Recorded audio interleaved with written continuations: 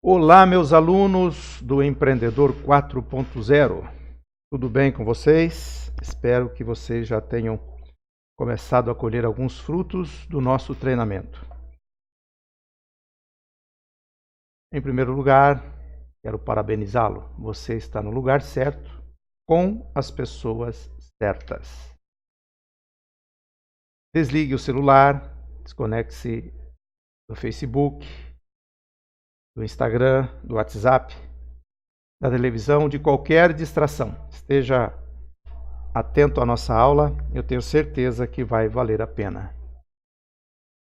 Esteja 100% focado no aqui e agora. Nesta aula nós vamos falar de mapa estratégico. Muitos podem não fazer ideia do que seja um mapa estratégico, mas fiquem tranquilos que vocês compreenderão perfeitamente do que se trata esse assunto. Por que criar um negócio de sucesso? Quando se cria um negócio bem-sucedido, isso é maravilhoso, é mais que isso, é ótimo.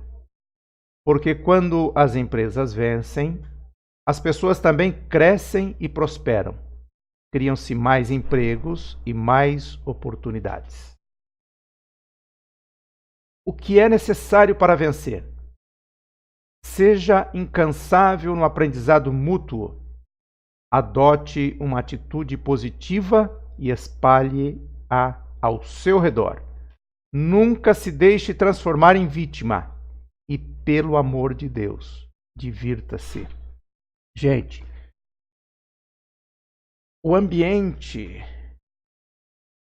em que vive o empreendedor é um ambiente eletrizante.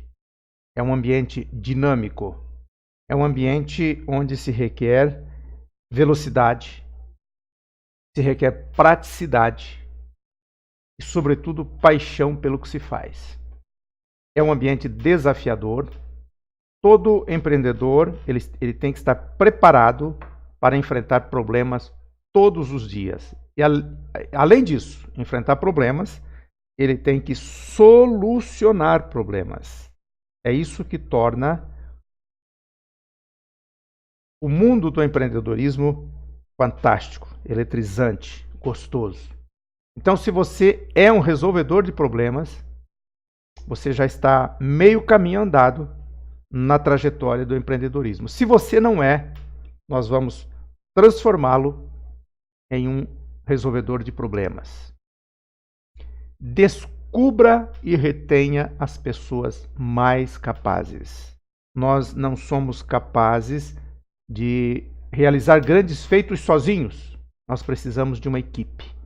Ainda que você hoje seja um empreendedor individual, você esteja trabalhando sozinho, pense nisso. Um dia você terá de ter uma equipe. E para se ter uma equipe, você precisa estar preparado, porque é altamente desafiador liderar uma equipe. Mas nesse treinamento nós vamos ver sobre isso também. Não precisa ficar angustiado. Teremos ao todo 12 aulas. Esta é a nossa terceira aula.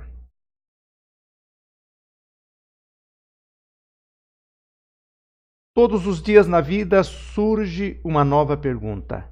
Isso é o que nos mantém em movimento. Já pensaram se nós tivéssemos resposta para tudo na vida? Se tivéssemos a resposta para todas as perguntas, não teríamos desafios. Não tendo desafios, não teríamos realizações. Não tendo realizações, não teríamos sucesso em nada. A vida seria uma grande monotonia. O objetivo deste encontro: ajudar o líder a desenvolver o mapa estratégico de seu negócio, a fim de apresentar a seu time um plano de ações ou mesmo previsões práticas. Uma representação da estratégia que evidencia os desafios que a organização terá que superar para concretizar a razão de existir. Gente, às vezes alguém pode pensar assim: poxa, mas eu sou um empreendedor individual, eu trabalho sozinho. Se você trabalha sozinho e pensa em passar a vida toda trabalhando sozinho, esse treinamento não é para você.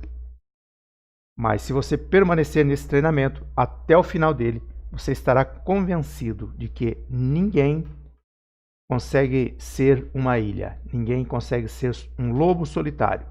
E você estará preparado a transformar o seu negócio em uma franquia. E transformando o seu negócio em uma franquia, você então terá aquilo que nós chamamos de renda passiva. E você poderá então viver a sua aposentadoria sem depender da previdência social, sem depender do governo, sem depender de políticas econômicas, políticas sociais, da boa vontade de governantes. Então agora nós vamos falar de mapa estratégico. O mapa estratégico ele é composto de, primeiro, missão. Vocês já devem ter visto em muitas empresas pelas quais onde vocês estiveram, trabalharam, passaram, enfim, com as quais vocês se relacionaram, viram lá uma plaquinha de missão. E vocês leram alguma coisa que não acharam nenhum sentido e possivelmente agora estão pensando, ele vai falar de uma grande bobagem. Gente, a missão é a espinha dorsal do negócio. Vocês vão entender o que é missão de fato. Missão não é discurso. Talvez o que vocês leram nas plaquinhas das empresas pelas quais vocês passaram, nos sites, vocês leram algum discurso bonito. A missão de uma empresa, quando o dono da empresa e todos os funcionários, até o faxineiro, não tiver na ponta da língua, essa empresa não tem uma missão de fato. Tá? Ela tem lá um ornamento, alguma coisa que ela achou bonito, bacana fazer, mas ela não tem uma missão, ela não vive uma missão. Depois vem a visão de futuro. O nosso treinamento trabalha em cima da tua visão de futuro, não é em cima do que você é hoje. O que você é hoje não nos interessa. O que nos interessa são os teus sonhos, as tuas ambições, aonde você quer chegar. E uma visão de futuro, ela tem que ser clara, ela tem que ter prazo, ela tem que ser mensurável, tá? Em uma visão de futuro, você define até o ano tal, eu estarei faturando tanto, eu estarei dominando tal parcela do mercado, seja ele da tua cidade, do teu estado, ou do Brasil, ou do mundo. Mas isso é visão de futuro. Você vai entender bem sobre isso. Depois vem os valores. O que são valores? Gente, os valores são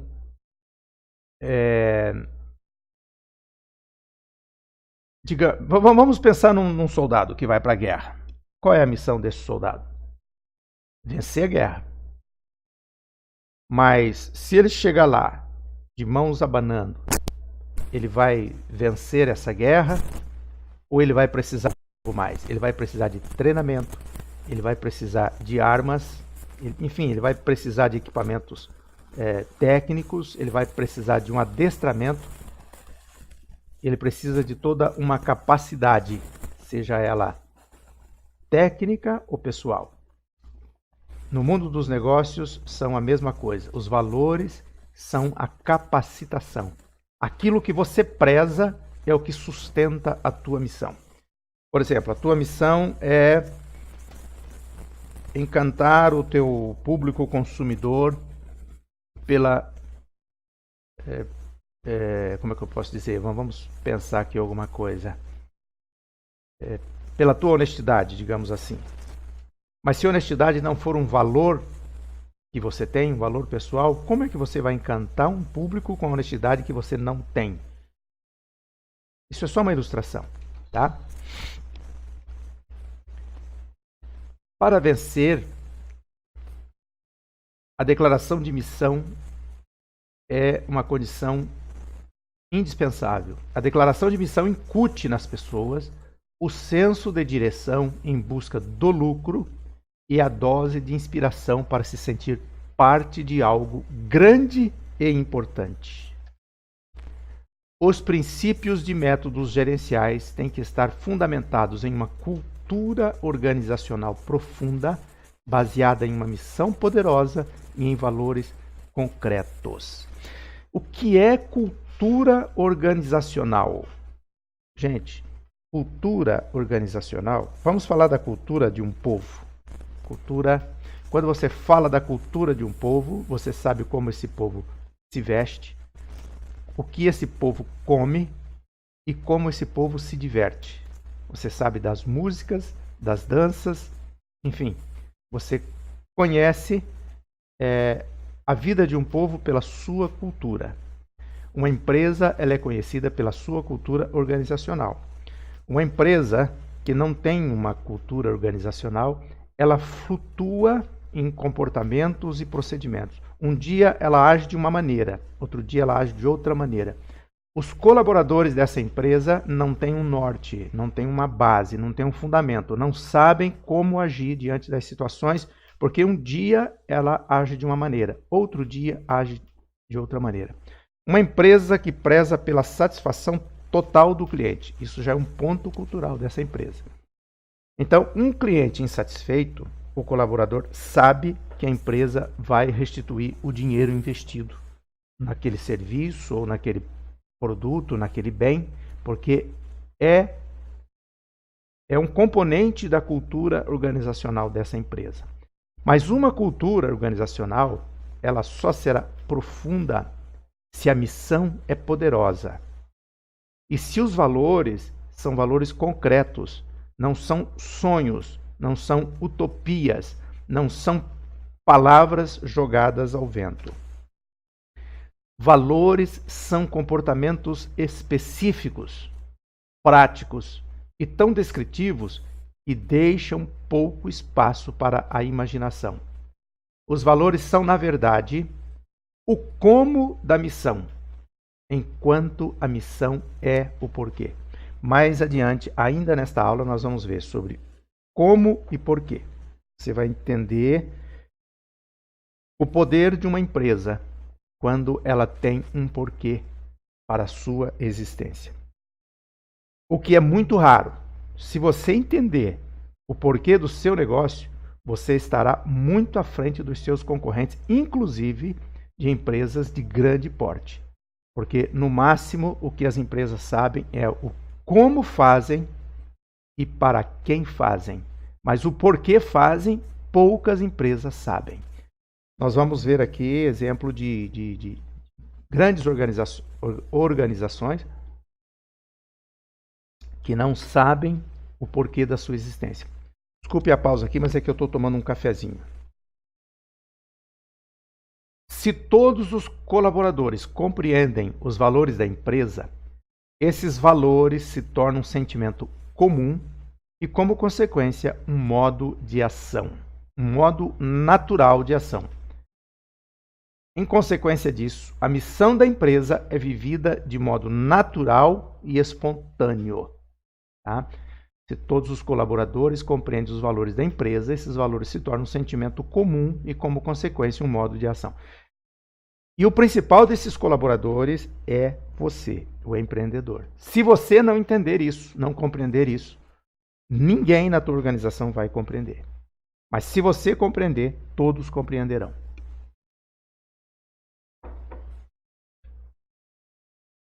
Como explicar por que algumas empresas conseguem resultados que extrapolam todas as expectativas? Por que a Apple é tão inovadora ano após ano? Eles são apenas uma empresa. Têm o mesmo acesso aos mesmos talentos, às mesmas agências, aos mesmos consultores e às mesmas mídias. Então, por que é que eles parecem ter algo diferente? Por que é que Martin Luther King liderou o movimento dos direitos civis, sendo que ele não era o único homem negro que sofreu em seu tempo, e certamente não era também o único grande orador de sua época? Porque a Disney é uma das empresas mais incríveis do mundo, crescendo a cada ano em vários segmentos, sendo que possui milhares de concorrentes que têm as mesmas oportunidades e mesmo assim a cada ano o império está cada vez mais forte? O inglês Simon Sinek fez uma descoberta que responde a essa questão. Vamos lá. Ele percebeu que existe um padrão que todos os grandes líderes e empresas usam para pensar, agir e se comunicar. Exatamente o oposto de seus concorrentes. Então ele percebeu que essas empresas de ponta, de grande destaque, elas têm um padrão incomum no comportamento que as difere dos seus concorrentes. E vocês vão entender isso logo mais adiante. Ele chamou de a teoria do círculo dourado. Então, nesse círculo, no centro do círculo, tem uma pergunta. Why, em inglês, por quê, em português. Na segunda camada, tem a pergunta como. Então, a primeira pergunta é por quê? A segunda é como. A terceira é o quê? A camada mais externa é o quê?